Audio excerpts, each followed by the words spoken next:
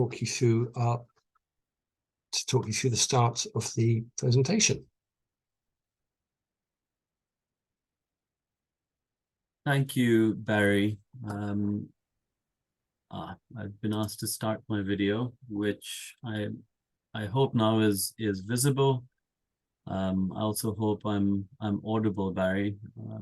Wi-Fi connection's not preventing the... Yes, I can hear you loud and clear. Wonderful. I also have my fan whirring in the background. I hope the laptop is able to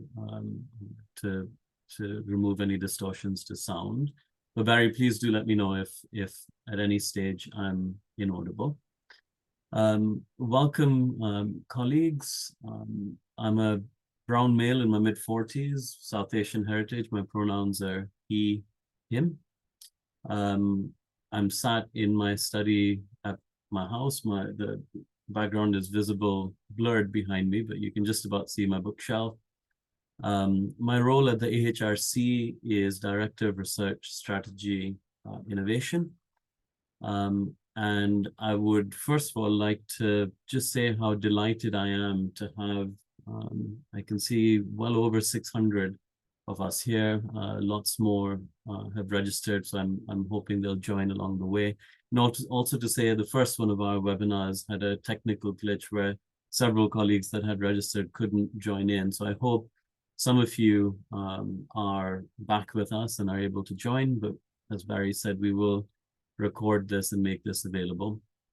I'll have a couple of slides. You see the agenda before us, very straightforward, and we'll leave enough time for Q&A, which I'll be happy to pick up if you have any questions of the matter that I present. Barry, if we can move along on the slide deck. Thank you. So what I wanted to do right at the start was to lay the context of where the impetus, the drive for these changes has come from. Now, we started on this process quite some time ago, towards the end of 2021, working with members of our advisory group, who challenged us to review our responsive mode offer. And the proposition was to ensure we were supporting larger, bolder, indeed more impactful research projects. So since then, we've held quite a number of focus groups in 2022 to get a better sense of the issues and challenging sort of challenges that you all were facing in applying to our grants and delivering our responsive mode schemes. And we followed this up with a further set of workshops in March this year, specifically looking at the development of our Catalyst and Curiosity schemes, which you all, I'm sure, have heard of and will be going through it in some detail today. So I wanted to narrow in on the context that led to these changes. Right? So as I said, in 2021, AHRC developed a clear and what I think was an ambitious vision, a vision that really placed responsive mode discovery research alongside three vision sectors: addressing global challenges, support of and a closeness with our cultural assets, and a maturing relationship with the creative industries. So alongside this vision, we developed a theory of change, which also is available online. Please do revisit that as you prepare to engage with these schemes. The theory of change really outlines our desire to be open, to be willing to do things differently, to support the best ideas. And we carry forward through these changes our role in championing for the arts and humanities. And practically speaking, we do need to do this in the context of a rising cost of living, indeed a cost of carrying out research, an obvious point, but some of our schemes had not been substantially reviewed in well over a decade, and the upper limits of our grants were out of date. And we did recognize that as one of the factors possibly narrowing the scope of our ambition. Now, coming together as part of one UKRI also raised the significance of a reduced bureaucracy, that could at the same time lead on shifts in research culture. So this brought us to matters like the technician's commitment, our people and culture strategy. And indeed, it brought us to learning from other councils, their schemes that they know work well for their communities.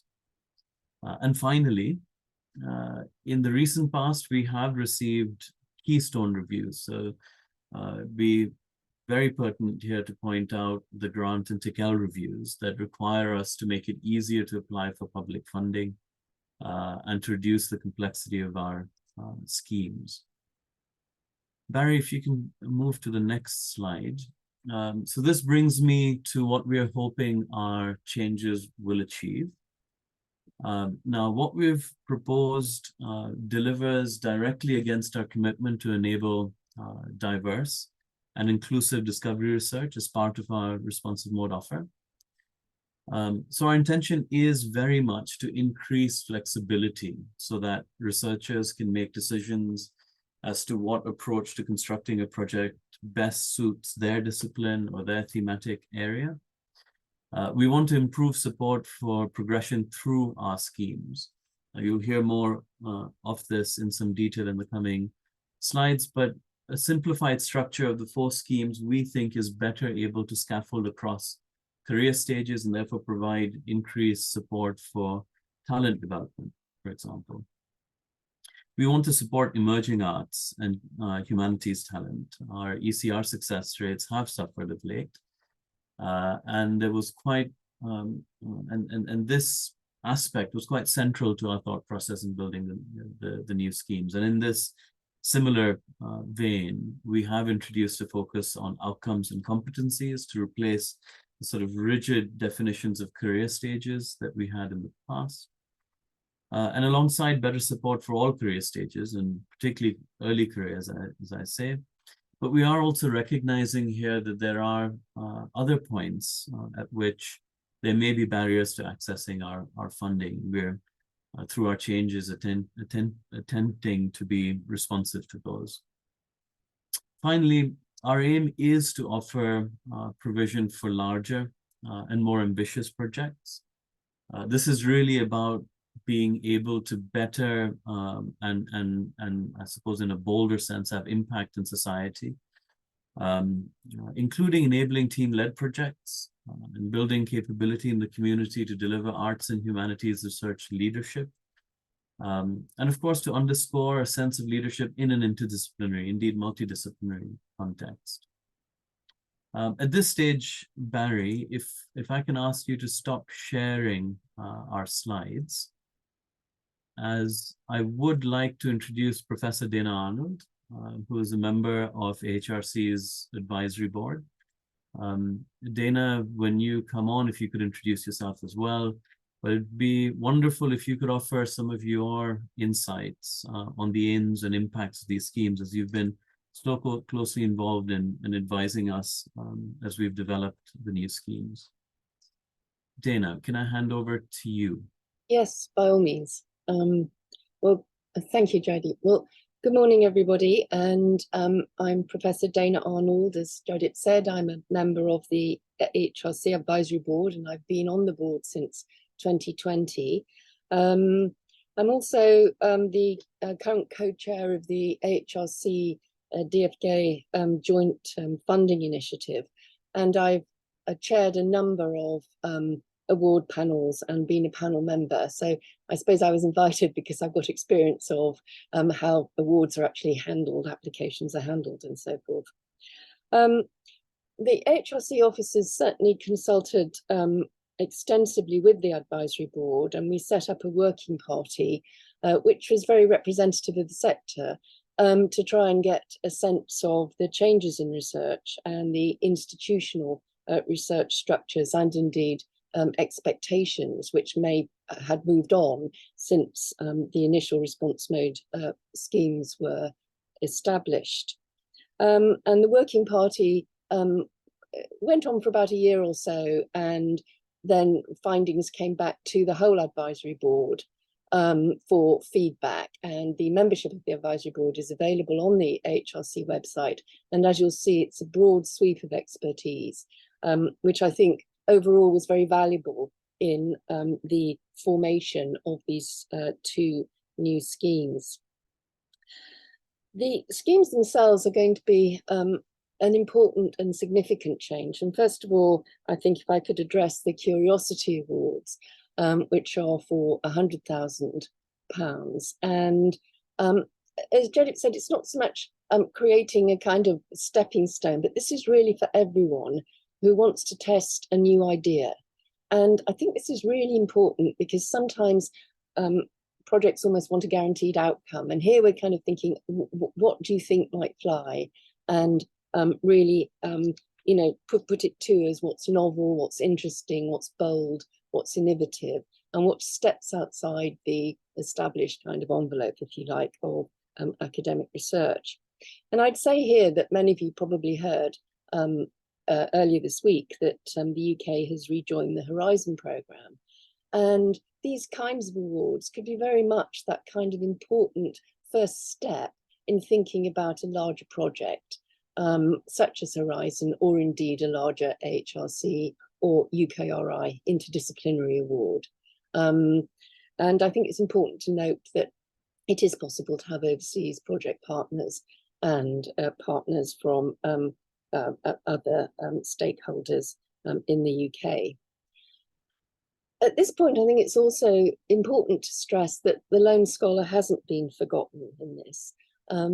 There can be solo projects, but what AHRC is looking for is contextualizing that within a broader framework. So the lone scholar hasn't been abandoned. It's just how does that particular project fit in a broader academic frame? And so that really takes on board something like, for example, the old network scheme, which is now gone, but has really been absorbed into the Curiosity Award. So you can have, for example, a network which explores an idea, which is a lone scholar project, or indeed something that moves on to the next stage, such as a larger grant or Horizon or something like that. The Catalyst project is, our schemes are a little bit more defined in that it's really not for researchers who've already got a steady track record of grant income. And again, the details I'm sure will be outlined later on in this webinar.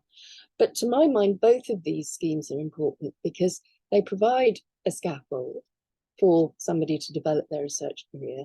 They encourage different kinds of research and different kinds of collaboration, and enable you to develop an idea and move on. And they also embed important things such as mentoring. So it's that idea of sharing experience, whether a new researcher shares their experience with an experienced one or vice versa. And I think that kind of exchange is very important and can work, as I've said, in both ways. So I think I can probably speak for the whole advisory board in saying we're very excited about these new schemes, and we'll be very keen to see how they develop and what kinds of applications come in the first round, which I believe closes very soon. So thank you. Thank you so much, Dana. AHRC colleagues, can I ask for the slide deck to be brought up and then picked up by the next speaker? Fantastic. Thank you very much, Dana and Jaideep. Hi, everybody. Good morning. My name's Ruth. I am Head of Operations at AHRC. I'll walk you through some more of the details of the schemes, a little bit of a reflection on the move to the new funding service before we then open for questions.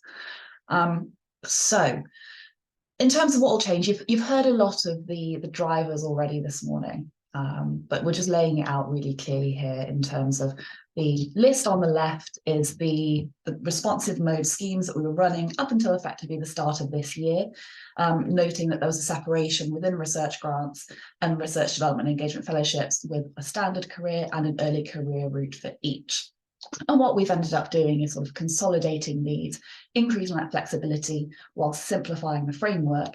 So we've got the structure on the right, effectively from this point onward.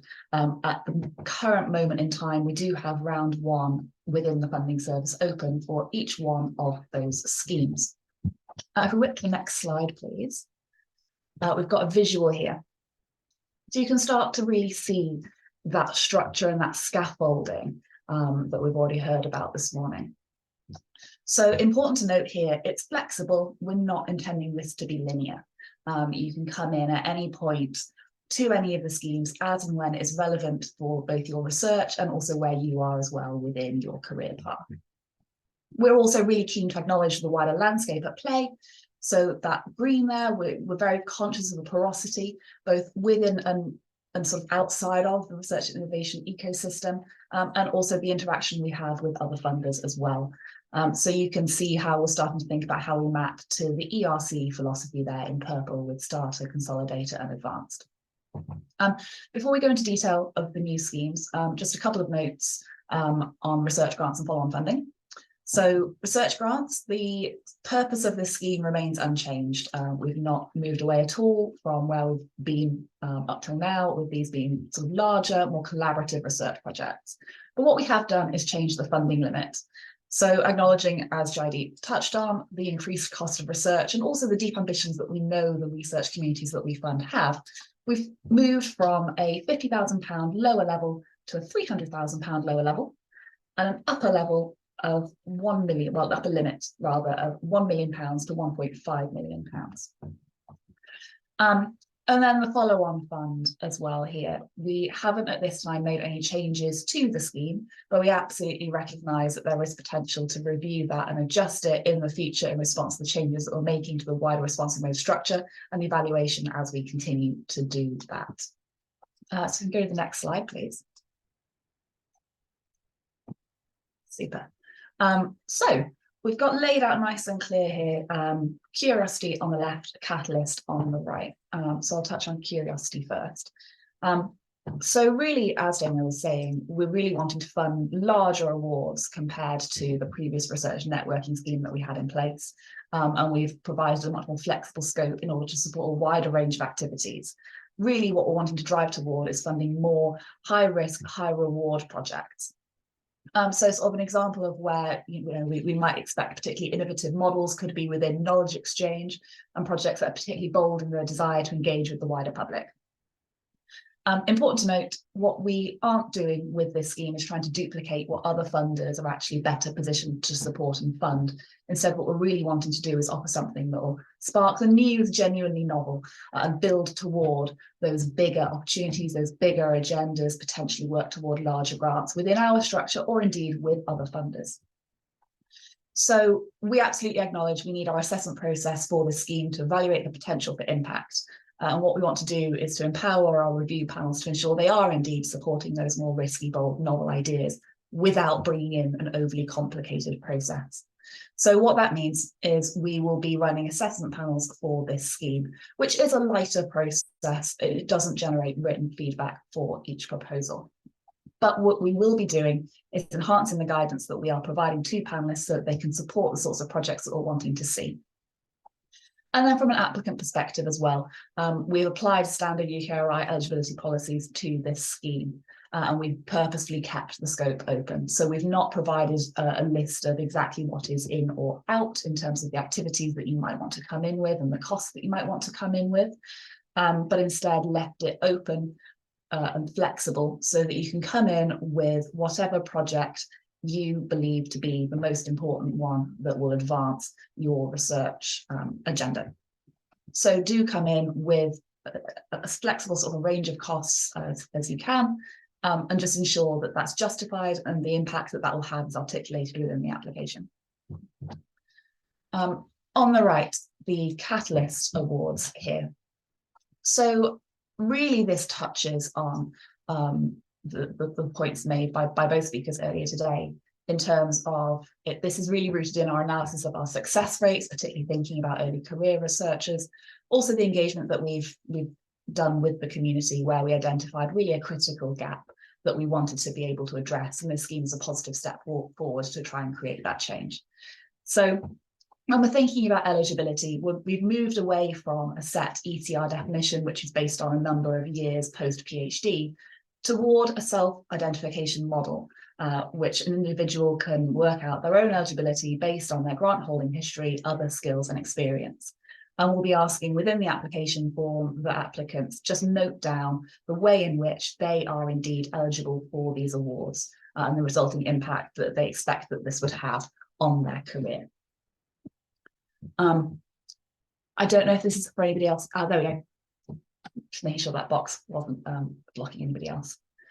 So back to thinking about our eligibility.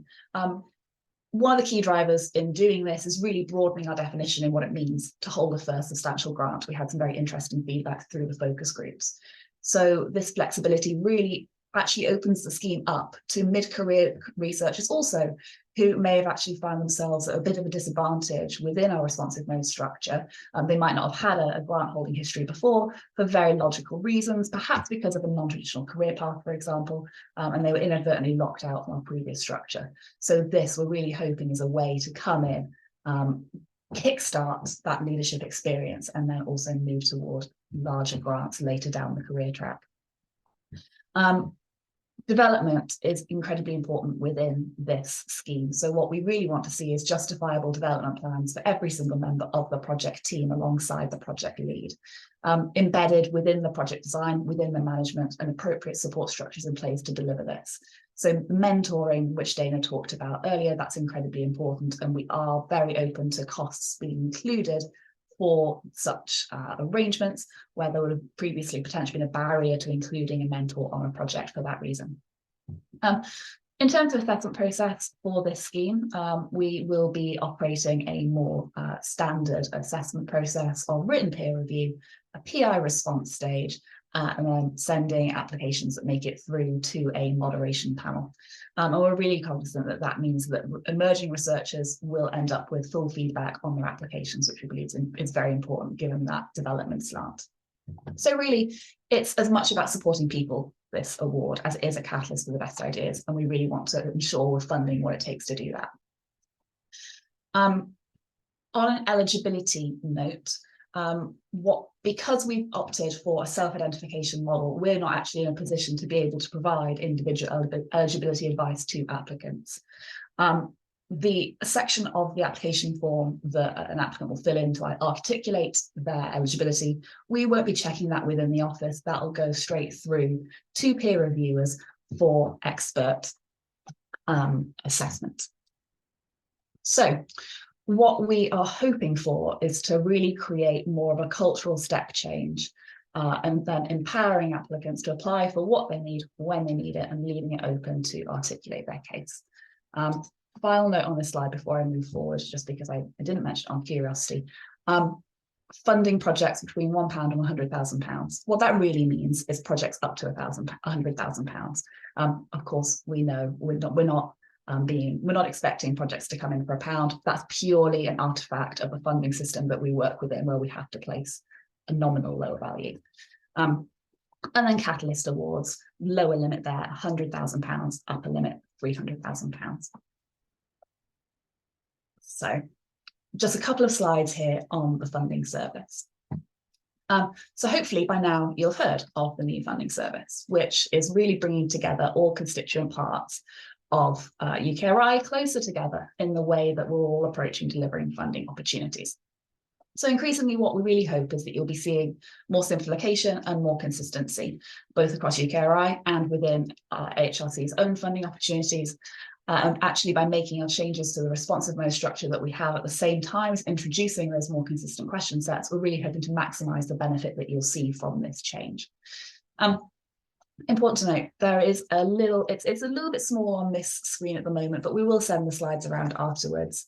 And you'll be able to see there is a feedback link in the beta ribbon at the top of the page, on every single page of the funding service. The Simpler Better funding team is actually continuing to develop the system in response to the feedback they receive. So I would very much encourage anybody interacting with the system to keep engaging in that process and note your comments so the developers can review and can ensure that they're continuing to build the system in a way that meets your needs.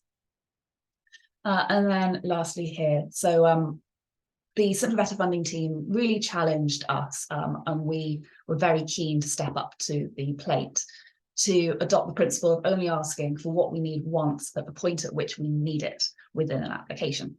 So what that means for you is far fewer attachments, and then for us, we'll actually, in the long run, be able to automate some of the eligibility checks, which we've been doing in the office, to really streamline the application process and ultimately reduce any returns for amendment that we might need to make. If we can move to the next screen, please. Fabulous. So on an assessment front, the simplicity that you see at the application stage follows through for assessors too. So rather than navigating through many attachments, reviewers and panelists will be able to see everything to do with an application in one place on one page. That is printable, downloadable, so you can use whichever accessibility tools you need to in order to review the application. In terms of the guidance as well, this principle also follows through. So assessors will be able to see the applicant guidance alongside each section of the submitted application to make it incredibly clear what was being asked for and then what we are asking the assessments to be done against. So this will remove the need to pick through all of these different documents and attachments that we've had in JES, make it much easier to match information up to the assessment criteria. And then when we come to panels as well, panelists, everything will be able to be done within the service, reading documentation, submitting scores, and that should result in an overall smoother experience. If we go to the next slide, please.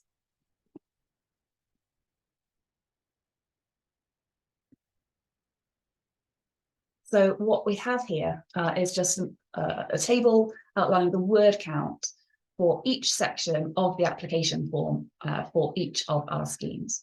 So you have our responsive mode structure schemes along the top row there, and then sections down the left-hand column. So hopefully what you're starting to see again here really is that simplification, standardization that we're wanting to introduce for responsive mode. We've got some proportionate variations within the approach section with different word counts for each scheme, and that's just reflecting the specific aims of the scheme.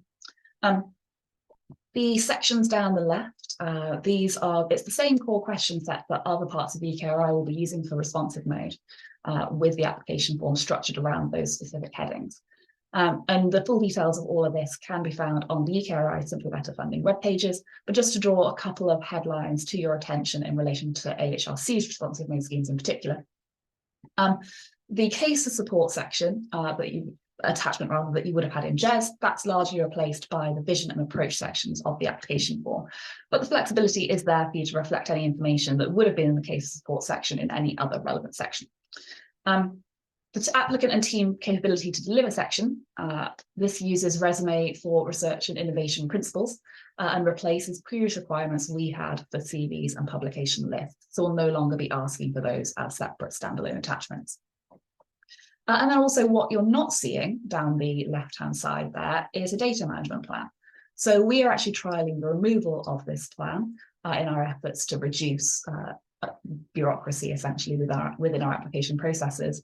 But we would still expect that any ethical considerations, for example, in relation to the use of data would be reflected within the ethics and responsible research and innovation section. Of course, do refer to the funding finder as well for full details of each of the schemes. This should be acting as a one-stop shop with all the information you need there in order to apply.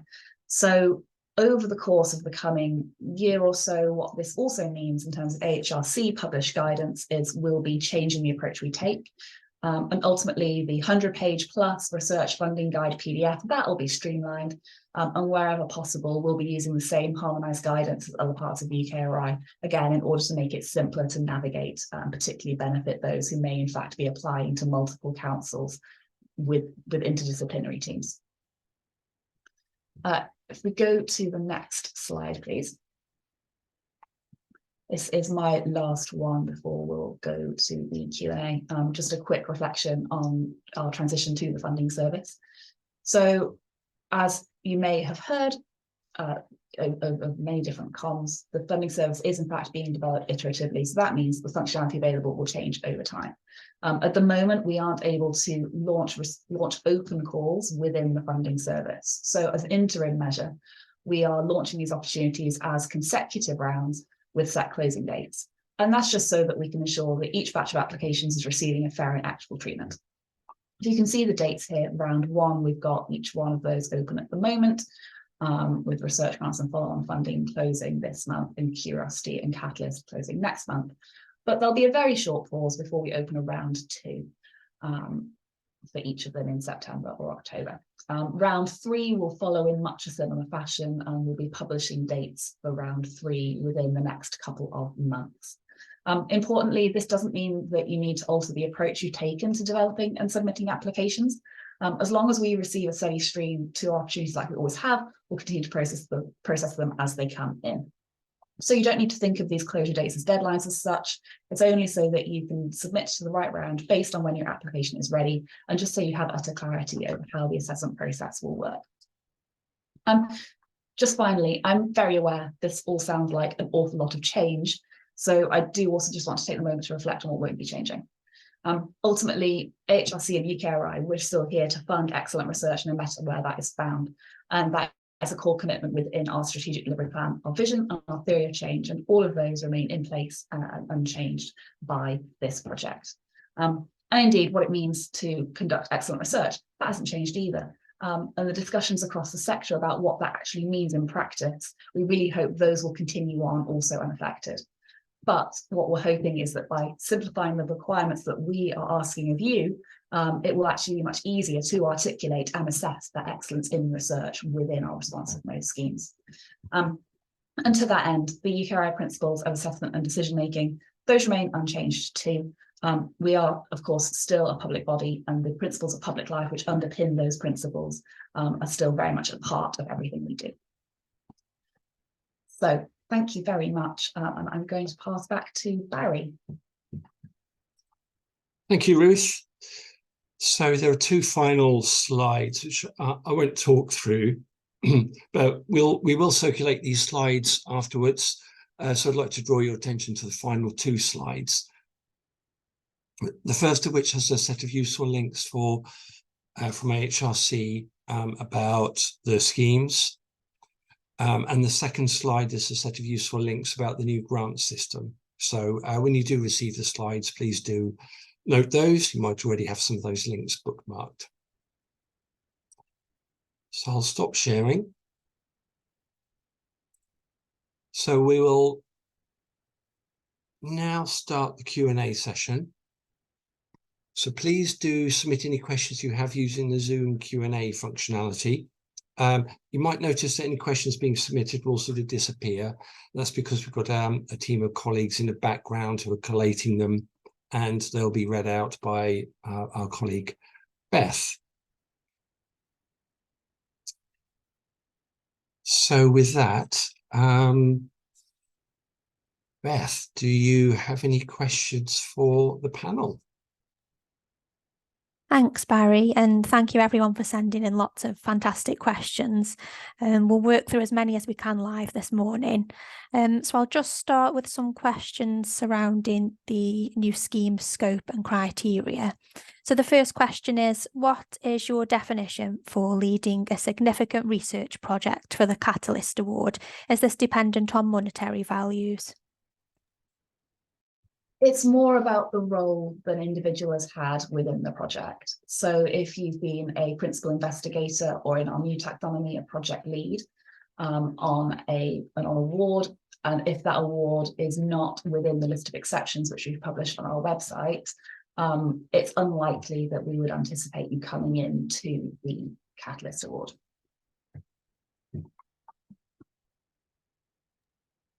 Thanks, Ruth. And when AHRC talks about there being no list and more flexibility with these new schemes, are we saying that nothing is outside of our boundaries for funding as long as it's within AHRC remit? So all of our usual costing guidance would apply, in the sense that if, and this is standard across UKRI really, if something would have been reasonably expected to be found within departmental budgets or already exist within a department. So, for example, standard laptops, we wouldn't expect to see that on an award, on an application. However, anything else, as long as it clearly supports the aims and objectives of the award, it's been really well articulated and justified within the application so that the assessment process, the peer reviewers and the panel can really understand what the purpose is. We're not putting anything out of scope. Thank you. And does the Catalyst Award require demonstration of impact within and beyond academia as indicated for research grants? I'll come to that, but then please do chip in, anybody else in the panel as well, if you have thoughts. AHRC takes quite a wide-ranging view on impact, and that would apply across here as well. We're not thinking about it in ref terms, and so it's more important that the range of impact is clearly articulated, whether that's inside, outside of academia, or both. However, AHRC is a public funder, and so by its very nature, we are wanting to focus on research that will have some element of public good. But again, what we're not wanting to do is to be overly prescriptive on what that looks like in every single example, so that we're not artificially limiting projects that could be extraordinarily impactful, but just wouldn't meet a very tightly defined set of principles that we might outline. I say the rest of the panel, please do chip in. Ruth, I can say a couple of words here. So absolutely agree with the points that you've just made, and I suppose it's worth underscoring here that we are in some ways on the start of a journey, even if we've taken into account our long history of support for responsive mode open call grants, and we've seen this as a core part of our overall portfolio. It is worth saying that we're expecting us to be iterative in how we learn from this process. I've already noted some of the comments in the Q&A where I imagine from peer reviewers sort of assessing how many words we ask per section. We might, in a similar tone, in rounds to come, take note of the sort of ways that applicants are describing impact. And Ruth, it goes to say that we might consider adding particular criteria or specific language or wording in how we shape our call, so that we get that broad sense of impact that Ruth, you were just mentioning. I suppose this is an opportune moment, without taking too long on this question. I know we've got several others, but just to point out also that there is a boldness that we are placing as a sort of ask on our community, and that really speaks to this balance between high risk and high reward. And I think this also gives a sense of what we intend to see as impact. So we want to see proposals advance new ideas, but also being flexible to researcher needs in how they progress, or how our support progresses research careers, that helps to solidify that sense of leadership in a collaborative, interdisciplinary, fast evolving research culture, as I've mentioned in my in the starting few slides. And that too is an impact we want to be cognizant of. We also want to see credible, plausible, convincing plans around how these projects invest in all the people that are involved in the project. And of course, we'll be guiding our peer review college to call out plans where, or call out proposals where these plans are not as equitable, or on the worst case, maybe extracted in the way that they're set up and organized. And I wonder, Dana, if you might want to come in here as well to talk about how the way we've thought of impact, the way we've thought about boldness and being more ambitious also means reaching out beyond the usual suspects. So there's flexibility of identifying career stages for the Catalyst scheme, for example. We want to see a focus on competencies, outcomes, and not solely rely on past laurels.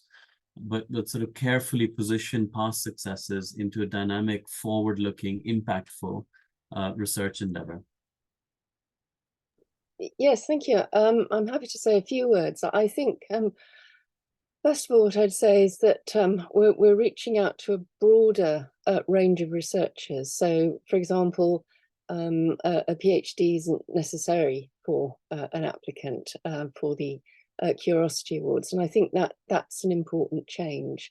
I think also in terms of impact, what that the schemes are designed to do is enable you as researchers to reach out to stakeholders in related areas. So, for example, I mean, the most obvious ones might be for arts and humanities, museums, galleries, libraries, that kind of thing, but also to look a bit further than that for the connections which you might not normally have thought you'd be able to get funding for, but here that's the kind of thing that we're interested in. So it's really pushing out the, if you like, the reach of the arts and humanities into other areas to bring about innovative and new ways of thinking. So, I mean, a ref definition of output impact is significant and reach. And what I'd say is that in some ways it relates to that, but it's showing how our work in the arts and humanities has reach way beyond the academy and beyond what we might call the usual suspects. And I'd just add that I think there's also an interest in these awards in looking to see how established arts and humanities infrastructures can be used, what resources there are outside of universities. So again, those kinds of connections are encouraged and would lead to, again, impact in the broadest sense of the word.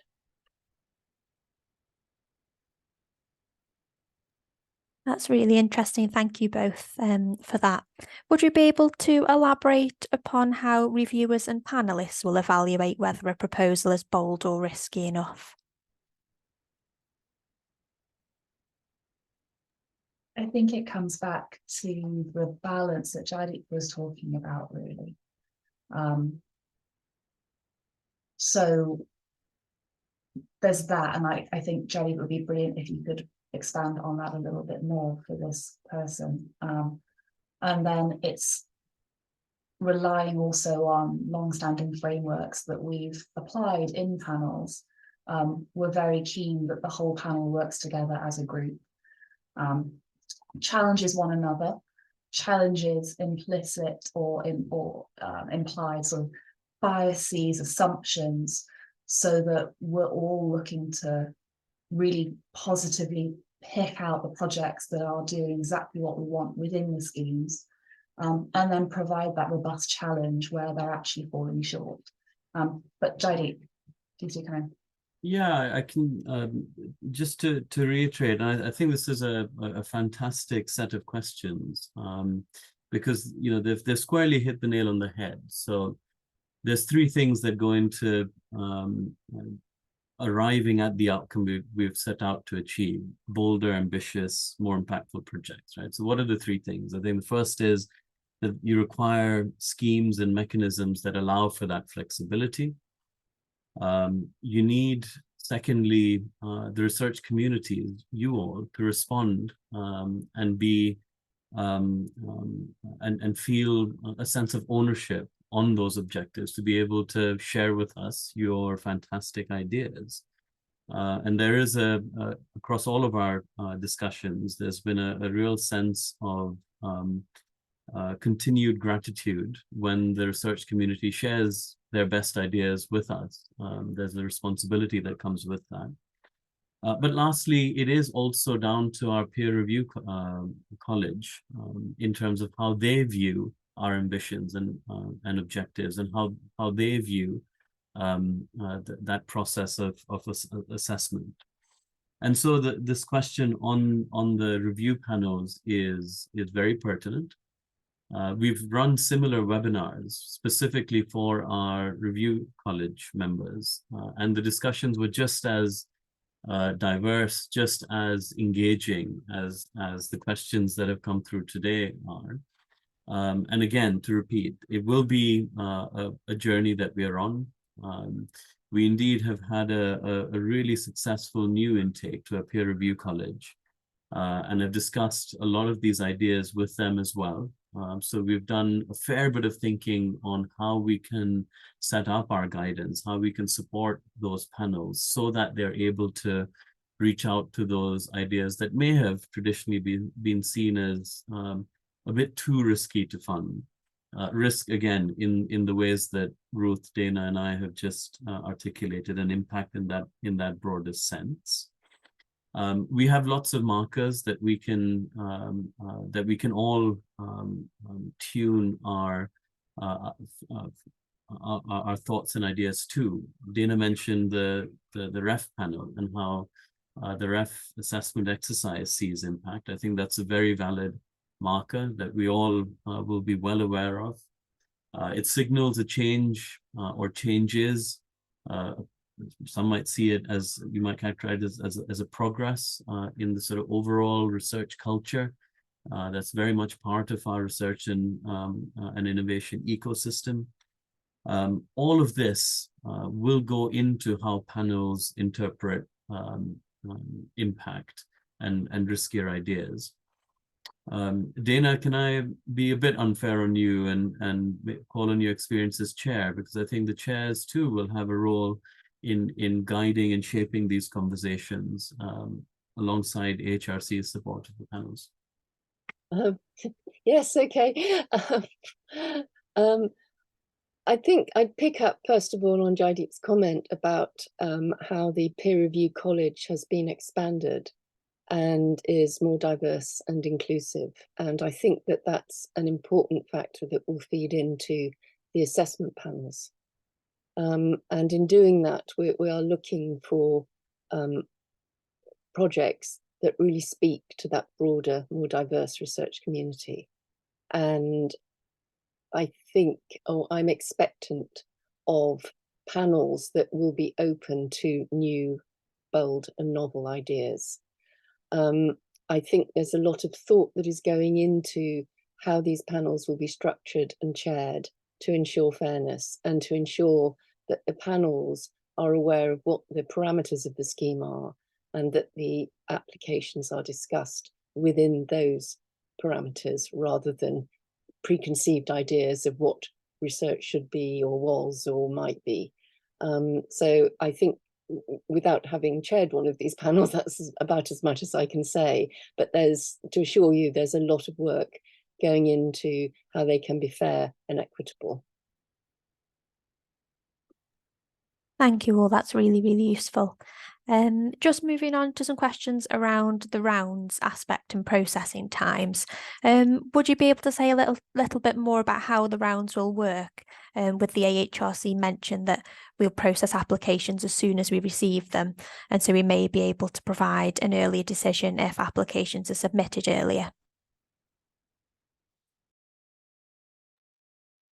Yeah, so we're aware we created a bit of disruption to the flow of applications by pausing some schemes and ceasing and then launching some new ones. So we will be, and we are, processing applications as soon as they're received. And we're aiming to still meet our standard processing times that are published in our funding guide in terms of when outcomes will be issued. So yeah, I think it's looking likely that applicant behaviour is favouring submitting rather later in this first round. So we have published when we're going to be issuing outcomes on the funding finder, so you can see those on those 4 pages. I'd just add one more thing in that we are also alive to the fact that there will be effectively some peaks and troughs with when we're receiving applications. So we're ensuring that we're balancing our panels to accommodate for that. And we're also taking a very proactive look across our budgets.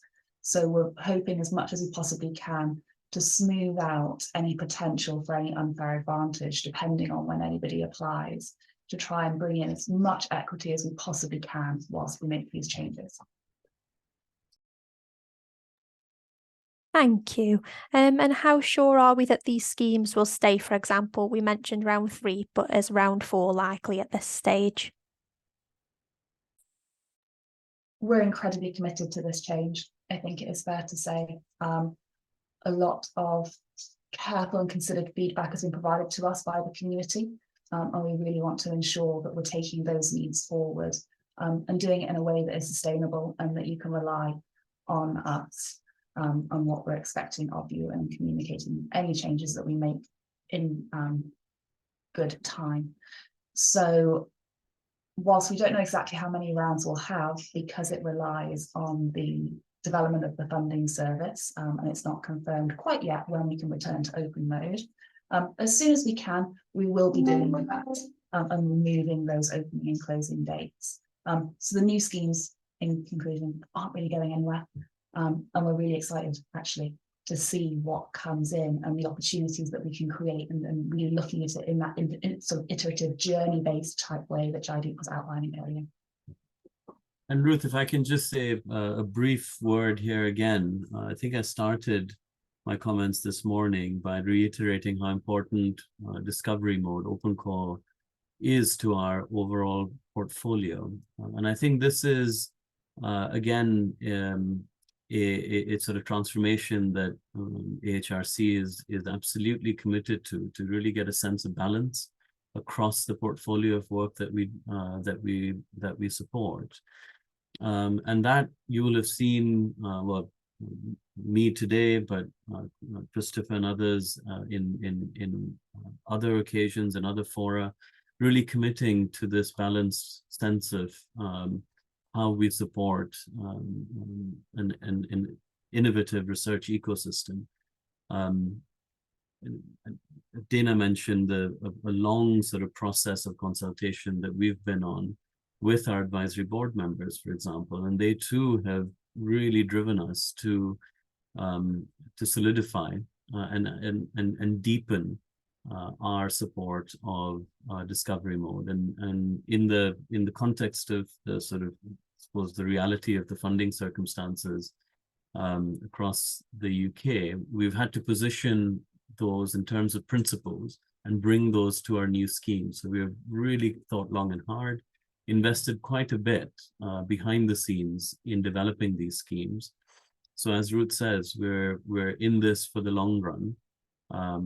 We do recognize that they will take some time to settle, and it will take some time for the community and us to build that sense of trust across these schemes.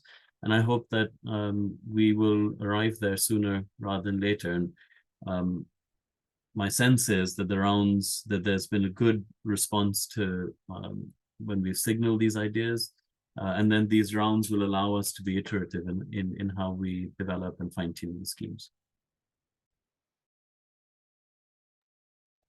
Thank you all. We've had quite a few questions surrounding TFS as well, so I'll bring a couple of those in, just conscious of the time that we've got left.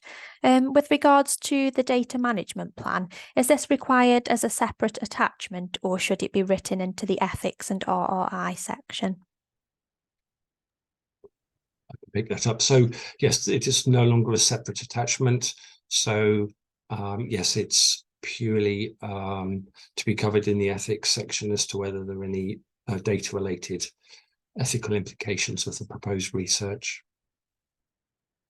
Just to be really clear, what we're not asking for is a consolidation or distillation of everything that you would have previously put in the data management plan.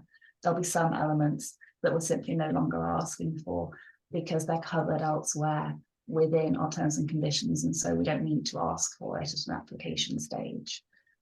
Which is where the ethical considerations are almost some of the more interesting parts of it, and that's the reason that we're flagging that ethics section in order to make it really clear where you can pop those within the application.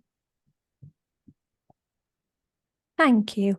And is there anywhere that a Gantt chart can be included? There's mention of us no longer permitting the work plan and Gantt chart aspect as part of the application.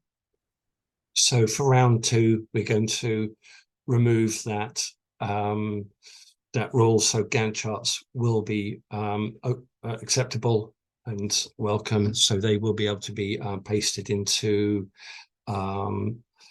whatever is the relevant section of the application form. So you'll see that revised guidance for round 2 of the full responsive mode schemes. Thanks, Barry. And I think we've probably got time for one more question. There's a question around what will happen to a draft application when a round closes. Will applicants still be able to access a copy of that in the next round? You should still be able to see it via your TFS login, but you won't be able to automatically transfer it to a future round. So you would have to start a new application for a subsequent round if you missed that initial round's deadline. So please be mindful of all the deadlines and whether you can reach it in time. And when you think about deadlines, remember your own institutional deadlines as well. So you as the applicant will send it to your research office. They will then review it and officially approve it, and they submit it to UKRI.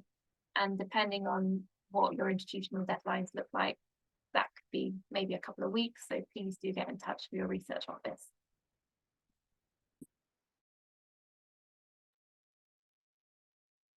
Okay, I think we'll have to call a halt to the questions there. Thank you all for the questions submitted. I see that there are a lot. We have recorded them all. And so after this session, we'll work through them all, collate them, provide answers, and we'll circulate to everyone who's attended today. That'll be a couple of weeks, 2 to 3 weeks before you see those. So they are being recorded. We will, of course, also be taking those to help us improve our guidance for the future. So I see there's quite a lot of really interesting probing questions, which I see could be addressed by removing some sort of ambiguity in our guidance. So thank you for that. So thank you for your time. Hope you found it really useful. We'll be circulating the slide deck within the next couple of days, and the collated Q&A within about 2 to 3 weeks. So thank you for attending. Thank you to the panel today and everyone who's participated from AHRC. And yeah, Joydeep. Thank you to you, Barry, for navigating all the tech and all the support, and indeed our interpreters for bearing with our speedy and sometimes haphazard thoughts on the subject. Thank you all for joining.